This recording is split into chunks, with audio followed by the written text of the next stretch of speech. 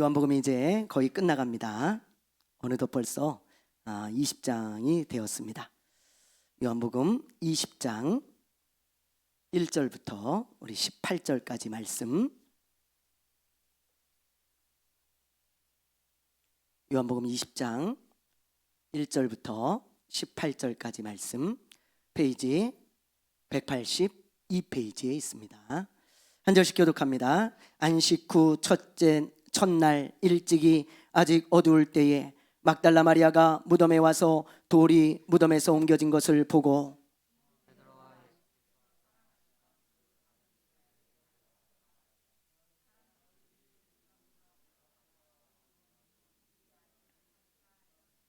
베드로와 그 다른 제자가 나가서 무덤으로 갈새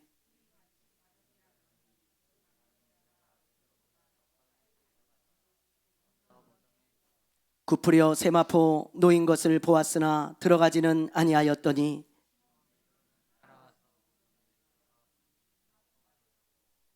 또 머리를 쌌던 수건은 세마포와 함께 놓이지 않고 딴 곳에 쌌던 대로 놓여 있더라.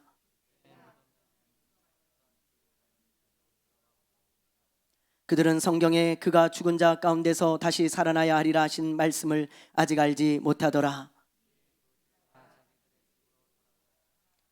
마리아는 무덤 밖에 서서 울고 있더니 울면서 굽으려 무덤 안을 들여다보니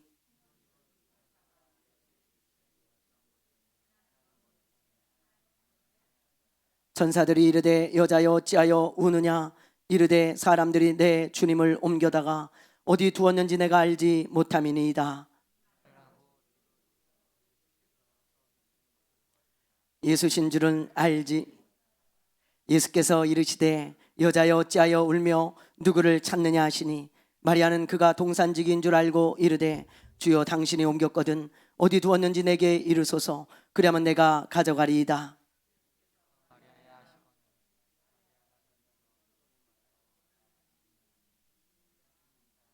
예수께서 이르시되 나를 붙들지 말라. 내가 아직 아버지께로 올라가지 아니하였노라.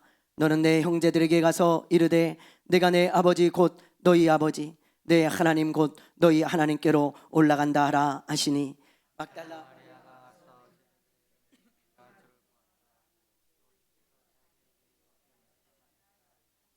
아멘. 할렐루야. 이 세상에는 사람들이 믿기 힘든 이야기나 도저히 믿지 못할 만한 놀라운 이야기들이 있습니다. 아니 어떻게 저런 일이 일어나지? 야, 저게 말이 되나? 저게 진짜일까? 그럴 만한 이야기들이 이 세상에는 있다는 거예요. 제가 오래전에 어떤 TV 프로를 봤습니다. 아주 미스테리한 그 신비한 사건을 다루는 프로인데요. 아마 여러분들도 보신 적이 있을 거예요. 그걸 보여주면서요, 믿거나 말거나 그것은 여러분들의 선택에 달려 있다고 이야기를 하는 거예요. 이런 일이 있었는데 참 놀라운 일이다. 사람의 상식으로는 믿어지지가 않고 또 믿을 수도 없는 이야기다. 그러니 너희들이 믿거나 말거나 하지만 뭐 이런 일도 있었다라고 하는 것을 보여주는 거예요. 근데 제가요 여러 가지 이야기를 봤는데 그 중에 아직까지 기억에 남는 이야기가 하나 있어요. 무슨 이야기냐? 어떤 가난한 사람이 있었습니다. 가난한데 아주 착해요. 착하게 살아가는 이 가난한 사람이 어느 날 꿈속에 어떤 번호를 봅니다. 막 번호가 막 이렇게 쓰여져 있는 거예요. 그래가지고요 그 꿈에 보니까 23, 47, 65 막 이런 번호가 쭉 있길래 야, 언뜻 봐도 이건 복권 번호야. 그래가지고요 딱 잠에서 깨가지고 이 사람이 바로 적어놨어요, 그 번호를. 그리고는 가서 복권을 사죠. 복권을. 그리고 여러분 복권 추첨을 했는데 어떻게 됐을 것 같아요? 예? 1등이 된 거예요. 이 사람이 1등이 돼가지고요 수억을 받았어요. 수억을. 그러면서 그런 일이 있었다 라고 이야기를 해주는데요, 제가 그걸 보면서요 믿어지지가 않는 거예요. 도저히 믿어지지가 않아. 야, 뭐 어떻게 그런 일이 있을 수가 있냐? 꿈에 어떻게 복권번호를 가르쳐줄 수가 있겠나? 말도 안 된다. 그러면서도 한편으로는 야, 뭐 그런 일이 있을 수도 있겠구나, 그런 생각도 많이 들어요. 여러분들도 혹시 그런 경험이 있습니까? 꿈에 혹시 24, 35 67 나오면 여러분들 꼭 잠에서 깨가지고 꼭 기록을 해놓으셔야 돼요. 금방 까먹잖아요, 그렇죠? 예. 그래가지고 복권을 꼭 사보세요. 근데 1등은 장담 못합니다. 예. 어떤 사람이 진짜 자기도 꿈속에 어떤 번호가 나왔다는 거예요. 그래가지고 그 번호로 야 이건 분명히 로또 번호다. 그래갖고 샀는데 한 숫자도 맞지 않았다는 거예요. 한 숫자도. 그래가지고 거기다 그렇게 써놨더라고요. 꿈에 혹시 번호가 나오걸랑 절대 복권 사지 말라고, 돈만 날린다, 괜히 아쉽기만 하고, 그런 글도 써는 것도 봤습니다. 여러분, 이렇게 이 세상에는 믿지 못할 이야기가 참 많아요. 그 TV에 나온 그 사람 이야기, 뭐 진짜인지 아닌지 모르겠지만 어쨌든 참 놀라운 이야기 아니겠습니까?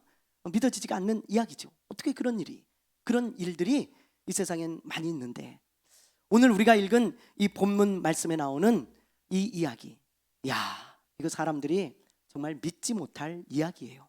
믿지 못할 이야기. 그래서 제자들조차 선뜻 믿지 못했습니다. 어떻게 이런 일이 일어날 수가 있지? 야, 이게 진짜란 말이야? 야, 이럴 수가 있을까? 그러면서요, 제자들조차 믿지 못했던 이야기. 그 이야기가 뭘까요? 여러분, 무슨 이야기입니까? 오늘 말씀 읽어보셨지만 예수님의 부활이죠. 부활. 저 뒤에 문 좀 닫아주세요, 최복래 집사님. 네. 부활의 이야기죠. 예수님의 부활 이야기. 예수님이 죽으셨는데 다시 살아나셨다는 그 부활의 이야기. 그 이야기는 사실이지만, 100% 사실이지만 사람들이 그 이야기를 믿으려고 하지 않습니다. 믿지 않아요. 아무리 이야기를 해도 믿지 않고 믿으려고 하지도 않아요. 그러나 예수님의 부활은 사실이라는 거예요. 심지어 여러분, 크리스찬들조차도 예수님의 부활을 믿지 않는 사람들의 퍼센테이지가 굉장히 높습니다. 특히 저 유럽 쪽에는요 굉장히 높아요. 그 사람들은 그냥 기독교가 문화고 종교기 때문에 이 성경을 있는 그대로 다 믿지 않는 사람들이 교회 안에 많아요. 그래서 예수님의 부활을 크리스찬이라고 자기가 말하는데도 불구하고 믿지 않고 도마처럼 의심하는 사람들이 있다, 이 말이에요. 여러분, 그래서 오늘은 예수님의 부활이 왜 사실인지 제가 주관적인 거 말고 객관적인 증거를 통해서 여러분들에게 몇 가지를 나눌 거고요. 그리고 예수님의 부활이 나에게 어떤 의미가 있는지 우리가 한번 살펴보려고 합니다. 굉장히 중요한 거거든요. 왜냐하면 부활에 대한 것은 부활은 기독교의 핵심입니다. 핵심. 먼저 우리가 생각해 봐야 되는 것은 옛날부터 지금까지 이 악한 마귀는요, 이 예수님의 부활을 믿지 못하게 하려고 속여왔어요. 속여왔다. 네. 이 기독교의 핵심인 이 부활을 어떻게 하면 믿지 못하게 할까? 마귀는요, 이걸 끊임없이 연구해서 예수님의 부활을 어떻게 해서든지 믿지 못하게 하려고 계속해서 속여왔습니다. 만약에 예수님의 부활이 거짓이라는 것이 판명되거나 부활이 왜곡되어지잖아요. 그러면 기독교는 다 가짜가 되는 거예요. 그렇지 않겠어요? 예수님을 어떻게 믿어요? 가짜인데, 부활하신 게. 또 이 성경을 어떻게 믿어요? 가짜인데 믿을 수가 없는 거예요. 그래서 기독교가 가짜가 돼버리고 말죠. 그래서 악한 마귀는요, 어떻게 해서든지 이 부활을 속여보려고 많은 노력을 해왔어요. 그럼 어떻게 마귀가 이 부활을 여러분 믿지 못하게 하려고 속였을까요? 어떻게 속였을까요? 네. 예수님의 부활이 진짜가 아니라는 여러 가지 가설들을 만들었습니다. 가설이라는 게 뭐예요? 증명되지 않은 거예요. 근데 그렇게 추측하는 것입니다. 그래서 그런 가설들을요, 여러 가지를 만들어 가지고 성경보다 그걸 믿게 해. 그걸. 네. 그런 게 있어요. 제가 몇 가지를 이야기해 볼 테니까 여러분 한번 들어보세요. 먼저 기절설이 있습니다. 기절설. 이 기절설은 어떤 거냐? 예수님이 죽은 게 아니라 기절하셨다, 십자가에서. 그 기절설이에요. 예. 예수님을 죽은 줄 알고 무덤에 넣었는데 알고 보니까 예수님이 죽은 게 아니고 기절해 계시다가 3일째 되는 날 깨어나셨다. 그러므로 예수님은 죽었다 살아난 것이 아니다, 부활이 아니다. 이런 기절설, 첫 번째 기절설이에요. 제가 아주 수도 없이 많은데 아주 몇 가지만 여러분들이 가르쳐 주는 거예요. 두 번째, 시체 도난설이 있어요. 시체 도난설. 네. 제자들이나 어떤 사람이 예수님의 시체를 훔쳐갔다는 것입니다. 훔쳐가가지고 예수님이 부활하셨어요, 그렇게 거짓말을 했다. 그래서 이 예수님의 부활이 이렇게 퍼지게 되었다 라고 하는 기절설. 기절설이 아니고 시체 도난설. 도난설이 있어요. 이런 가설이 얼마나 말도 안 되는 이론인지 제가 이따가 잠시 후에 설명을 드릴게요. 또 이런 것도 있어요. 마리아 이상설. 마리아 이상설. 그 뭐냐? 막달라 마리아가 부활하신 예수님을 만나잖아요, 그렇죠? 그런데 이 마리아는요, 예수님이 십자가에서 고난을 받으시고 십자가 위에서 죽으시는 것을 낱낱이 본 사람이에요. 예수님이 십자가에서 그 고통스러워하면서 죽는 것을 아주 가까이에서 본 사람이거든요. 그걸 보다가 정신이 혼미해지고 정신이 이상해졌다는 거예요. 너무 그게 마음 아프고 그 예수님의 죽는 것을 보면서 정신 착란 증세가 일어났다는 것입니다. 그래서 이 사람이, 마리아가 그때 정신이 좀 이상해졌다. 그래서 예수님의 환영을 본 것이다. 그래서 마리아 이상설 이런 게 있어요. 또 하나 한 가지만 더 얘기하자면 엉뚱한 무덤설이 있습니다. 엉뚱한 무덤설. 뭐냐? 예수님의 제자들과 여자들이 예수님의 시체를 보러 무덤으로 달려가잖아요. 근데 무덤을 잘못 찾아갔다는 거야. 예수님이 누우셨던 그 무덤이 아니고 잘못 무덤을 찾아가서 마침 보니까 아무것도 없는 거예요, 시체가. 이야, 예수님 부활하셨구나. 무덤을 잘못 찾아가 놓고 예수님을 부활했다 그랬다, 그렇게 말하는 설이 있어요. 여러분, 이런 이론들을 들었을 때 상식적으로 딱 여러분이 드는 생각이 뭐예요? 형편없다. 야, 어떻게 이걸 믿냐? 그렇게 생각되어지잖아요. 어떻게 이런 유치하기 짝이 없는 유치원생들도 믿지 못할 만한 이런 걸 믿냐라고 이야기할지 모르지만, 이런 가설들을요, 박사라는 사람들이 다 만들어가지고 그 뒤에 마귀가 있죠. 박사라는 사람, 최고의 지성인이라는 사람들, 심지어 신학 박사라고 하는 사람이 이런 가설들을 만들어가지고 교회에서도 가르치고 책을 쓰고 이런 걸 이야기를 해요. 그러니까 사람들이, 야, 박사가 얘기를 했어? 와, 신학 박사가 2개야? 야, 독일에서 공부를 했어? 야, 좀 미국에서 공부를 한 신학 박사가 이런 얘기를 해? 야, 그렇지. 어떻게 죽었다가 사람이 되살아나냐? 야, 맞아. 이럴 수 있겠구나. 예수님 기절할 수 있었겠구나. 그러면서요, 이걸 믿는 거예요. 이걸. 성경을 믿지 않고. 얼마나 여러분 어처구니 없는 일인지 몰라요. 박사가 아니라 박사 헤레비라도 여러분 정말 아주 유치하고 말도 안 되는 이야기인데 이걸 믿어요. 이걸. 여러분, 우리는 절대 마귀에게 속으면 안 됩니다. 이런 가설들을 만들어 놓고 교회 안에 있는 크리스찬들이 섞는 것을 보면서 얼마나 마귀가 박장대소를 하면서 얼마나 회심의 미소를 짓겠어요, 이 멍청한 놈들. 그러면서 말이죠, 저는 마귀가 웃는 꼴을 못 보겠어요. 꼴을. 우리 사랑하는 친구들, 교회 가족들은 절대로 박사 그런 거, 성경 밑에 있는 사람들입니다. 성경이 말하는 걸 믿어야죠, 그렇죠? 그래서 오늘 우리가 예수님의 부활이 왜 사실인지, 제가 이런 학설들 말고 이 성경을 통해 또 여러 가지 객관적인 증거를 통해서 여러분들에게 말씀을 드리려고 그래요. 크게 3가지가 있는데요. 첫째는 현장의 증거가 있습니다. 현장의 증거. 자, 여러분 보세요. 예수님이 부활하셨다는 것을 입증하려면 예수님이 먼저 죽으셔야 돼요, 그렇죠? 그래야 아까 기절설 같은 그런 엉뚱한 얘기가 안 나오는 거예요. 근데 예수님이 죽으실 때 그 현장에서 그 죽음을 분명히 목격한 사람들이 있어요. 그래서 그 사람 중에 한 사람이 요한이잖아요. 사도 요한. 사도 요한이 그걸 정확하게 기록해 놨습니다. 자, 우리 한번 봅시다. 19장, 요한복음 19장 33절에서 35절 읽어봅니다. 시작. 예수께 이르러서는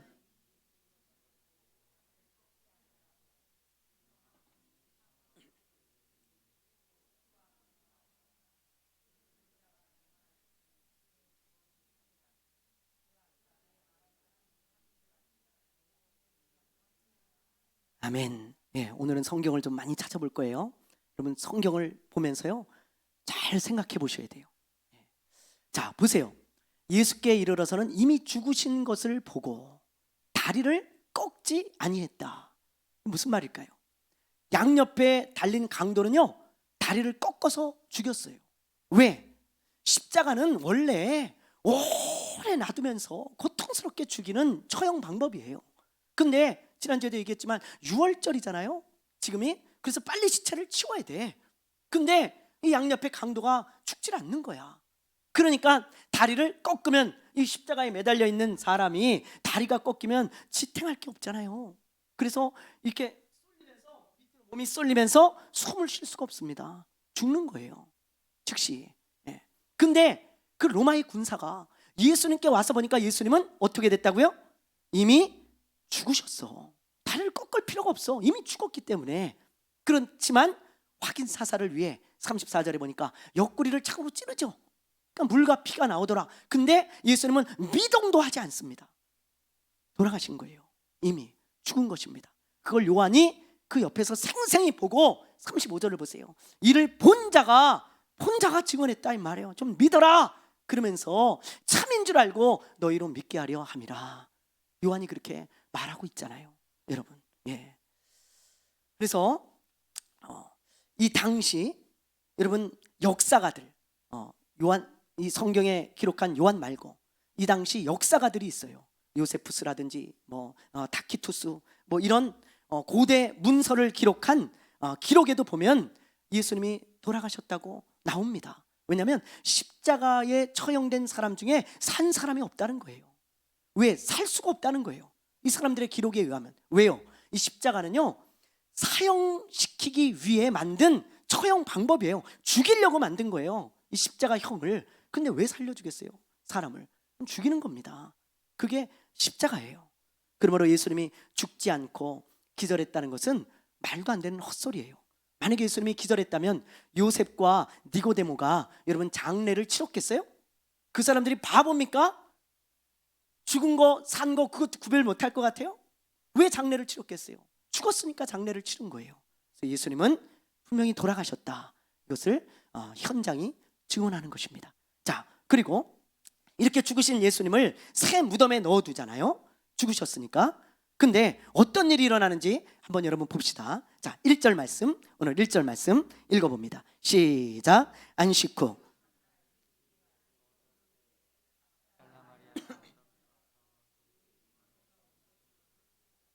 예, 여기 보니까 안식 후 첫날, 오늘날 요일로 하면 어떤 날이에요? 주일이죠. 주일. 안식일은, 성경의 안식일은 토요일입니다. 안식 후 첫날 주일 새벽에 예수님이 부활하셨어요. 자, 그래서 우리가 주일날 모이는 거죠. 크리스찬들이.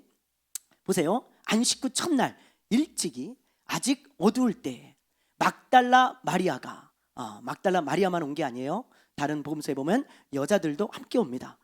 무덤에 와서 돌이 무덤에 옮겨진 것을 보고 그랬어요. 이 돌은 무덤 입구를 막는 돌이거든요. 무덤 입구를. 그 당시에는 부자들은 동굴에다가 막 이제 무덤을 만들고 그랬어요. 산에다가 굴을 파가지고. 그리고 입구를 막아놨습니다. 왜? 짐승들이 와서 시신을 훼손할 수도 있고 또 누가 가져갈 수도 있고 여러 가지 일들이 일어날 수 있잖아요. 그래서 큰 돌로 막아놓는 거예요. 이 돌은 작은 돌이 아닙니다. 자, 사진 한번 보여주실래요? 이런 돌이에요. 이런 돌. 이게 이제 이렇게 이제 그 당시 유대인들이 무덤을 만들고 이 안에다가 시신을 눕히는데 이 입구에 큰 동그란 돌을 딱 막아놓잖아요. 이것은 성인 남성 4명에서 5명이 붙어야 움직일 만큼 아주 큰 돌입니다. 큰 돌. 예. 이거를 여자들이 열 수가 없어. 그래서 여자들이 이 무덤으로 가면서 이런 고민을 해요. 자, 우리 한번 봅시다. 마가복음 16장 1절에서 4절 읽어봅니다. 시작. 안식일이 지남에 막달라 마리아와 야고보의 어머니 마리아와 또 살로메가 가서 예수께 바르기 위하여 향품을 사다 두었다가 안식 후 첫날 매우 일찍이 해도 들 때에 그 무덤으로 가며 서로 말하되 누가 우리를 위하여 무덤 문에서 돌을 굴려 주리요 하더니 눈을 들어본즉 벌써 돌이 굴려져 있는데 그 돌이 심히 크더라. 보세요. 똑같은 기록을 하나님께서 지금 다른 각도에서 성경의 기자들을 통해 기록하게 하신 거죠. 보세요. 이 여자들이 막 가면서 예수님께 가면서 야, 저 돌을 누가 우리를 위해서 굴려줄까? 야, 우리가 저 돌을 어떻게 굴리냐? 그러면서 고민하면서 갔다 이 말이에요. 근데 가보니까 벌써 돌이 굴려져 있어. 돌이 굴려져 있다 이 말이에요. 그거를 현장에서 본 사람들이 증언한다. 그리고 들여다보니까 시체가 없는 거야. 그래서 너무 깜짝 놀래가지고 이 여자들이 야, 이걸 어떡할까 하다가요 제자들에게 뛰어가요. 제자들에게. 그래서 제자들에게 뛰어가서 오늘 말씀해 보니까 베드로와 요한에게 이야기를 하죠. 그리고 다른 제자들도 그 이야기를 듣습니다. 근데 베드로와 요한이 가장 먼저 이 무덤으로 뛰어오는 거예요. 베드로는 성격이 급해요. 막 뛰어옵니다. 근데 요한이 좀 젊어요. 좀 가장 어린 제자입니다. 그래서 성경에 보니까 그런 것까지도 기록해놨어요. 요한이 먼저 달려갔더라. 요한이 젊으니까 달리기가 빠릅니다. 그래서 달려가서 보는데 보니까 진짜 그 큰 돌이 굴려져 있고 이렇게 안을 조심스럽게 들여다보니까 요한은 성격이 아주 조심스러운 사람이에요. 조심스럽게 딱 보니까 없어, 시체가. 근데 베드로는요 성격이 아주 급하잖아요. 막 뛰어와가지고 바로 들어갑니다. 비켜. 그리고는요 바로 들어갔다고 지금 기록돼 있어요. 그리고 보니까 세마포가 이렇게 개어져 있고 예수님이 안 계신 거라. 안 계셔. 그래서 이상하다 그러면서 돌아갔다. 그 기록이 오늘 말씀에 있죠. 여러분, 이게 현장을 본 사람들의 기록입니다. 기록. 그걸 그대로 기록해놨어요. 사복음서에 다. 그렇다면 여러분, 예수님의 시체가 어떻게 없어졌을까요? 아까 말한 가설처럼 시체 도난설 누가 훔쳐갔을까요? 누가? 그 불가능해요. 왜 그런 줄 아세요? 자, 대제사장과 그의 일당들이 예수님이 부활한다는 소식을, 그 정보를요 먼저 들었어요. 저자가 부활한다 그랬다. 그래서 어떤 조치를 하는지 봅시다. 마태복음 27장 우리 한번 봅시다. 마태복음 27장. 자, 우리 한번 읽어보죠. 62절부터 시작. 그 이튿날은 준비일 다음 날이라. 대제사장들과 바리새인들이 함께 빌라도에게 모여 이르되 주여, 저 속이던 자가 살아있을 때 말하되 내가 사흘 후에 다시 살아나리라 한 것을 우리가 기억하노니 그러므로 명령하여 그 무덤을 사흘까지 굳게 지키게 하소서. 그의 제자들이 와서 시체를 도둑질하여 가고 백성에게 말하되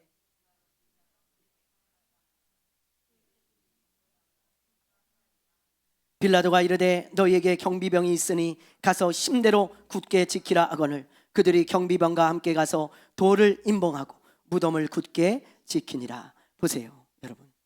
예. 그래서 시체 도난설이 나올 줄 알고 예수님께서 친히 마태를 감동시키사 이렇게 써놓으신 거 아니겠어요? 그렇죠? 말도 안 되는 소리다 그러면서 말이죠, 이미 2000년 전 일을 아시고 이렇게 기록을 해놓으셨어. 누가 훔쳐갈 후에 부활했다고 속일까 봐 무덤을 굳게 지키겠다는 거예요. 굳게. 여러분, 이 당시 로마의 군인들은요 4명이 1개조예요. 4명이 1개조. 그러면 24시간을 지키려면 3개조나 4개조로 번갈아 가면서 교대로 지킵니다. 4명이서 3개조나 4개조. 그렇게 3, 4일을 지금 지키게 했다 이 말이에요. 그리고 그 입구에도 봉인을 해가지고 절대 접근하지 못하도록 이 문을 여는 자는 죽을 줄 아시오. 이래가지고 봉인을 딱 했다 이 말이야 여러분. 그리고 굳게 지키고 있는데 어떻게 시체를 훔쳐갈 수 있겠어요? 훔쳐가지 못하는 거예요. 예. 이 무덤 안에서 나오지 않으면 절대 시체가 없어질 수가 없는 것입니다.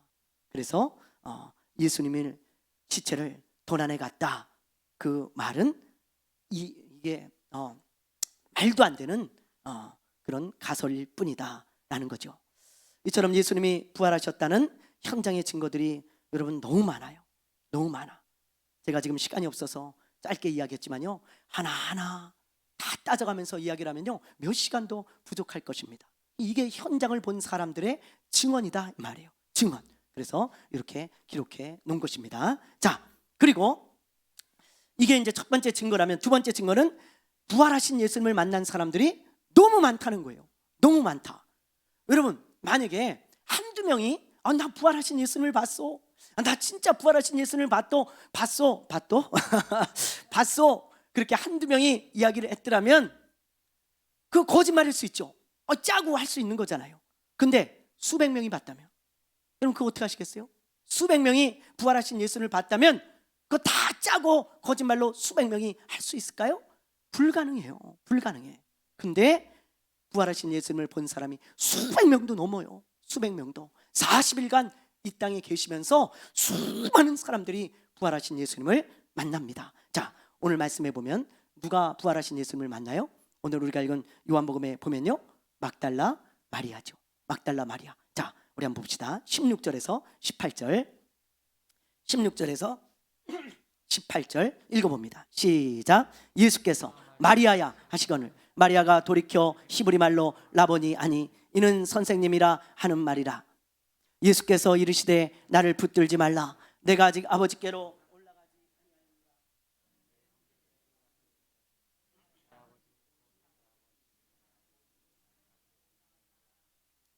막달라 마리아가 가서 제자들에게 내가 주를 보았다 하고 또 주께서 자기에게 이렇게 말씀하셨다 이르니라. 보세요 여러분, 그렇죠?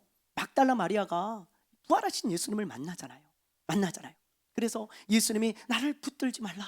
아직 내가 아버지께 올라가지 않았다. 너희 형제들 저 제자들에게 가서 나를 봤다고 전해라. 그렇게 말씀하시잖아요.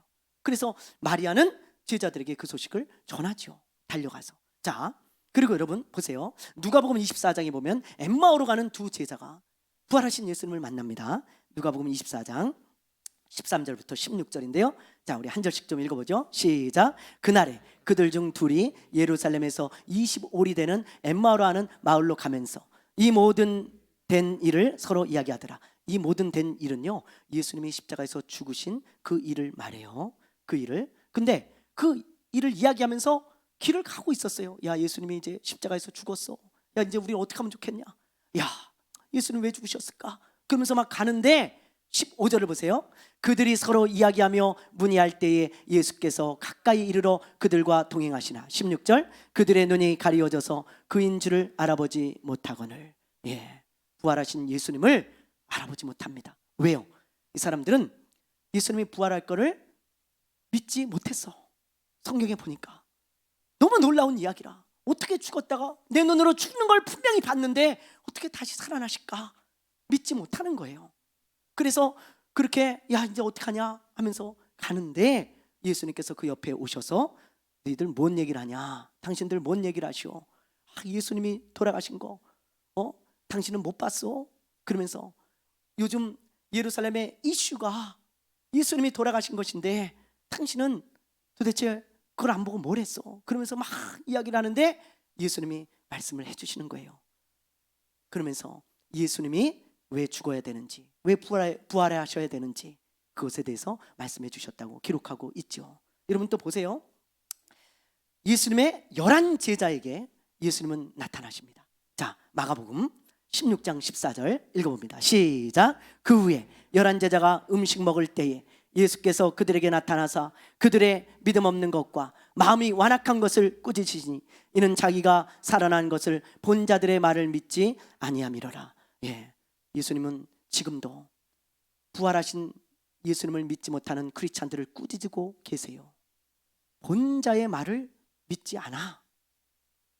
오늘날 한국교회에 예수님이 오신다면 꾸짖음을 당할 사람들이 너무 많죠. 이렇게 봤다고 얘기하는 사람들이 많은데 믿지 않아. 믿지 않아요. 11 제자들도 믿지 못했어요. 너무 놀라운 이야기라. 그때 부활하신 예수님이 나타나셔가지고 이 제자들을 꾸짖으시면서 어느 때야 나를 믿을래? 내 말을 믿을래? 그러면서 꾸짖잖아요. 여러분, 부활하신 예수님을 11 제자들이 일시에 다 봤습니다. 다. 하나만 더 보죠. 말씀을 고린도전서 15장 3절에서 6절 읽어봅니다. 시작. 내가 받은 것을 먼저 너희에게 전하였느니 이는 성경대로 그리스도께서 우리 죄를 위하여 죽으시고 장사 지낸 바 되셨다가 성경대로 사흘 만에 다시 살아나사 5절 중요합니다. 5절 6절 시작. 게바에게 보이시고 후에 12 제자에게와 그 후에 500여 형제에게 일시에 보이셨나니 그 중에 지금까지 대다수는 살아있고 어떤 사람은 잠들었으며. 여러분 이 말씀을 깊이 보셔야 돼요. 자, 개반은 베드로죠. 베드로와 12제자에게 부활하신 예수님이 나타나셨다. 그걸 지금 사도 바울이 고린도 교회 성도들에게 말하고 있는 거예요. 그런데 6절에 보니까 놀라운 말씀이 나와요. 그 후에 12제자에게 예수님이 나타나신 후에 500여 형제들에게 일시에 동시에 보여주셨다. 그 몸을, 부활하신 몸을 나타나셨다 이 말이에요. 여러분 500명이 다 본 거예요. 부활하신 예수님을. 그 500명이 다 거짓말할 수 있을까요? 아니잖아요. 그러면서 더 놀라운 이야기를 해요. 자, 그 밑에 구절을 보면 그 중에 지금까지 대다수는 어떻게 했다고요? 예, 2000년 전에 바울이 고린도 교회 성도들에게 이 편지를 보내면서 한 이야기입니다. 여러분 편지라는 것의 특성을 잘 알아셔야 돼요. 편지는 소설이 아닙니다. 소설이 아니에요. 편지는. 여러분 편지 쓸 때 소설 쓰는 사람 한 사람도 없어요. 그냥 정보를 쓰는 거예요. 정보를. 예? 제가 우리 아들한테 만약에 편지를 쓴다 그러면 아들아 잘 있냐? 아빠 이렇게 잘 지내고 있다. 야 세상에 이런 일이 있었다. 네 엄마가 말이야 100만 원짜리 코트를 샀어. 야 그럴 수가 있어? 그러면서 말이죠. 너는 그렇게 고생하고 있는데 엄마는 그런다. 그러면서 말이지. 편지를 쓰면 그 진짜지 소설 아니라 이 말이에요. 소설. 근데 사도 바울이 지금 고린도 교회 성도들에게 지금 편지를 쓰면서 고백하기를 부활이 있다. 예수님이 부활하셨다. 진짜다. 그러시면서 500여 형제에게 일시에 보였는데 그 중에 지금 살아있는 자들이 있는 거 너희들 알지? 너희들도 봤지? 그러면서 지금 말하고 있는데 이 사람들이 그걸 수긍한다 이 말이야. 여러분 수긍. 그렇지. 그 중에 한 사람이 저 사람이지. 저 부활하신 예수님 본 사람 저 사람이지. 정 집사님이지. 정수 집사지. 그러면서 말이죠. 다 그 사람들을 알고 있고 그리고 그 사실을 다 인지하고 있어요. 맞다라고 말이죠. 왜? 예수님이 돌아가신 지 얼마 안 돼서 이 편지를 썼거든요. 여러분 이 세상에 있는 모든 신화나 종교적인 서적들은요 그 종교의 창시자나 그 종교에서 믿는 신, 그 신을 믿는 그 시기로부터 굉장히 오래 떨어져 있습니다. 예를 들면 뭐 이슬람의 모하메트 BC 한 600년대 사람인데 그 사람에 대한 이야기가 나온 게 여러분 AD로 넘어가요. 그러니까 갭이 벌써 몇백 년, 몇천 년이에요. 불교도 마찬가지입니다. 불교도 그 갭이 굉장히 길어요. 근데 성경은요 30년. 예. 불과 40년 만에 이 성경이 거의 다 쓰여졌어요. 신약 성경이. 예수님이 돌아가시고 부활하신 후에 굉장히 짧죠. 그러니까 거짓이 있을 수가 없는 거야. 왜? 예수님이 돌아가시는 걸 본 사람도 있고 부활하신 건 만난 사람도 있고 이 성경에 있는 이야기가 진짜인지 가짜인지를 알고 있는 사람들이 태반이야. 태반. 근데 어떻게 거짓을 쓸 수가 있겠어요? 그렇죠? 그래서 이 바울이 지금 고린도 교회 성도들에게 한 이 말은 100% 사실이다 라는 것입니다. 여러분 부활하신 예수님을 만난 사람들이 이렇게 많아요. 이렇게 많아. 마지막으로 증거가 하나 또 있어요. 그 마지막 증거가 뭐냐? 제자들의 순교입니다. 제자들의 순교. 예수님께서 붙잡히셨을 때 제자들이 여러분 반응이 어땠어요? 반응이 나도 죽겠어 그러면서 예수님 발 붙들고 막 매달리고 로마 병정들에게 막 그냥 나도 죽이시오 막 이랬습니까? 아니잖아요. 제자들이 어떻게 했습니까? 다 도망갔어요. 다 도망갔어. 예수님 딱 붙들리니까 어이구 야 이거 여기 있다간 죽겠다. 다 도망갔습니다. 근데 그렇게 두려움이 많고 죽을까 봐 숨어있던 그 제자들이 갑자기 거리로 뛰쳐나와가지고 예수님은 부활했다고, 예수님은 다시 살아나셨다고, 예수님이 말씀하신 대로 죽으시고 다시 살아나셨다고, 그분이 우리의 구원자라고 막 외치기 시작합니다. 제자들이. 그러니까는 사람들이요 이 대제사장과 그 일당들이 잡아다가 옥에도 가두고 매질도 하고 불이익도 주고 핍박도 하고 심지어 죽였어요. 죽였어. 야고보 같은 사람 가장 먼저 순교하잖아요. 스데반 같은 사람 돌에 맞아 죽지 않습니까? 베드로는 거꾸로 매달려 십자가에서 죽고 어떤 사람은 사자의 밥이 되고 어떤 사람은 화형에 처해지고 말이죠. 그렇게 죽었어요. 근데 만약에 예수님이 부활하신 것이 가짜라면 이 제자들이 누구보다 그걸 먼저 알고 잘 알 텐데 거짓을 위해 죽는 사람이 누가 있겠어요? 여러분, 진실을 위해서는 죽을 수 있어요. 근데 거짓을 위해서 죽는 사람은 이 세상에 단 한 사람도 없습니다. 내가 거짓말인 줄 알아요. 근데 목숨을 내나요? 그럴 사람 하나도 없어요. 예수님의 제자들이 하나같이 다 예수님의 부활을 믿지 못했던 사람들이 예수님의 부활을 목격하고 다 죽었다. 예수님의 부활을 증거하다가 이것만큼 강력한 증거가 어디 있겠습니까? 어디 있겠어요?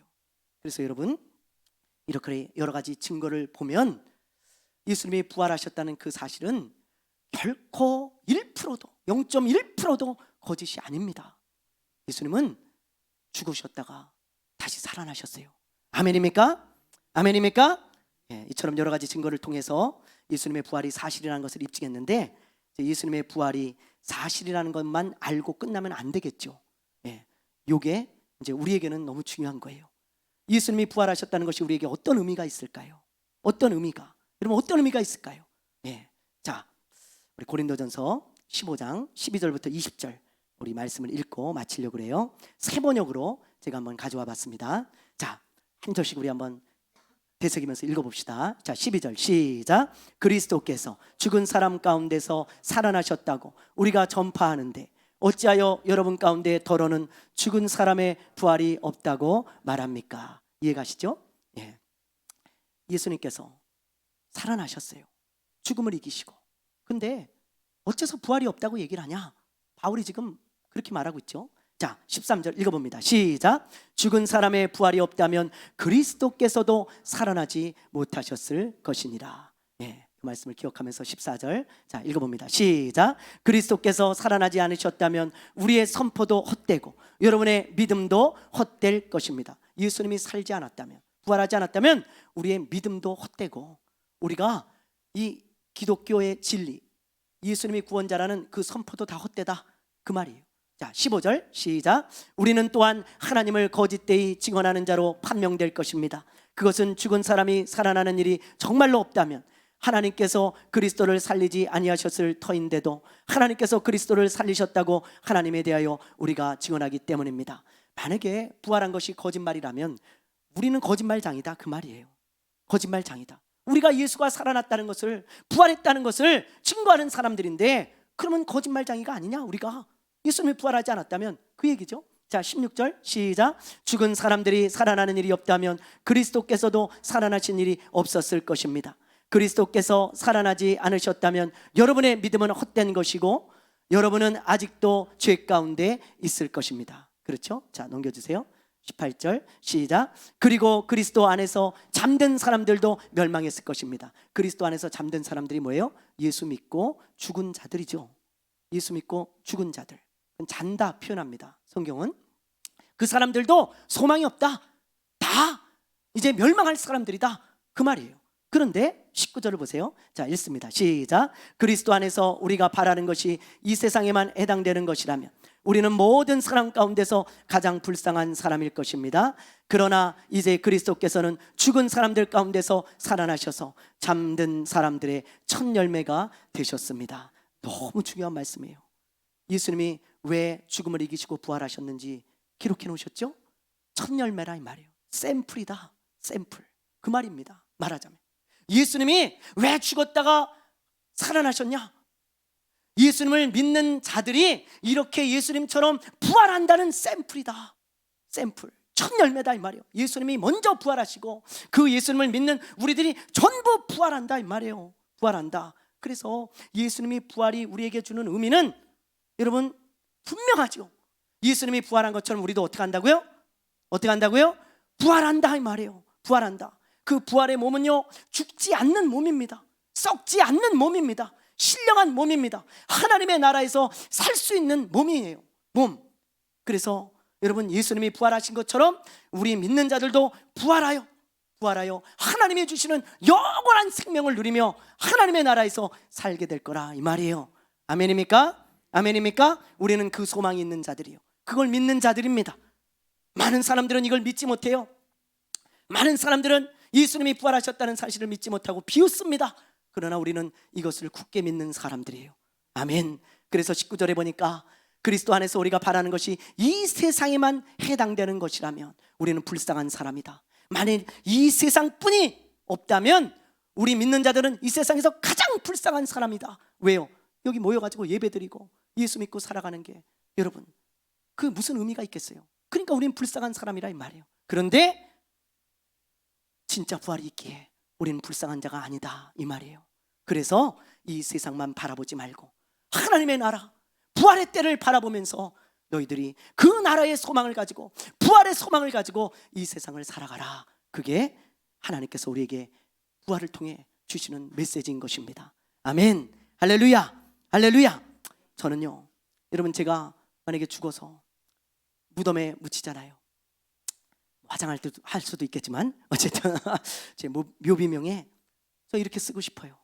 제 묘비명에 예수님의 작은 종 이강근 목사, 부활의 때를 기다리며 여기에 잠들다. 예, 장로님. 우리 장로님, 네, 누가 먼저 돌아가실지 모르니까 누군가 모르지만 어쨌든 저보다 많이 살고 계신 분이 있다면 꼭 이 말을 기억하고 제 묘비명에 꼭 써주십시오. 예수님의 작은 종 이강근 목사, 부활의 때를 기다리며 여기에 잠들다.